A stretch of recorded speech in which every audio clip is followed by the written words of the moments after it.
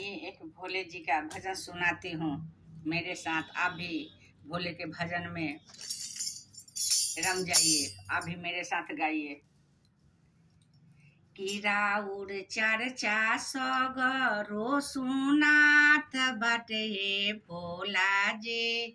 राउर चर्चा सगरो सुनात बाटे भोला जी। हम कैसे के आई बना, हम कैसे के आई बना, जलवा कैसे चढ़ाई बना, छोटे छोटे पाँव हमार, हम कैसे के आई बना, दर्शन कैसे कर बना, छोटे छोटे पाँव हमार, दर्शन कैसे कर बना।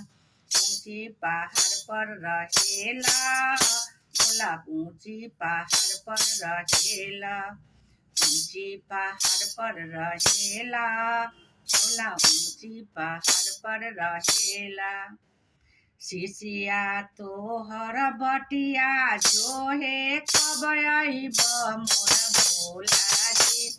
शिशिया तोहर बटिया जो है कब आइब नीचा भोला जी।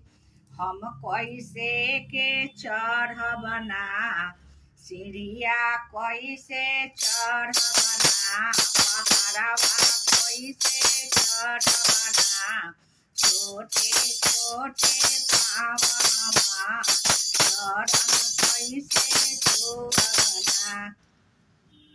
सुबह शाम नमन करीले, चर्चा हम तोरे करीले, सुबह शाम नमन करीले, चर्चा हम तोरे करीले। अरे दया मांगी तोहरा से हम हाथ जोड़िए भोला जी। तू कहिया हो अइबना, तू कबले रे अइबना, छोटे छोटे पाँव हमार, चरण कैसे छुअबना। देवघर नगरिया सब जाले, हमरो मन करे जाई, देवघर नगरिया सब जाले, हमहू सोचिले कि जाई। अरे बारा दूरवा बाटे कैसे चलब हम ए भोला जी। बारा दूरवा बाटे कैसे चलल जाइए भोला जी।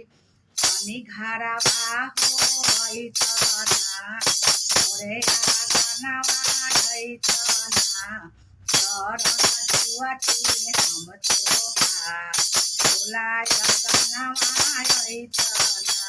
तोहर चर्चा सगरो सुनात बाटे भोला जी।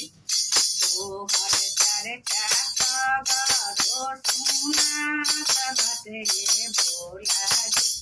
हम कैसे के आई बना, चरण कैसे छुअबना, पर्वत कैसे चढ़बना, छोटे छोटे पाँव हमार, हम कैसे के आई बना। हर हर महादेव।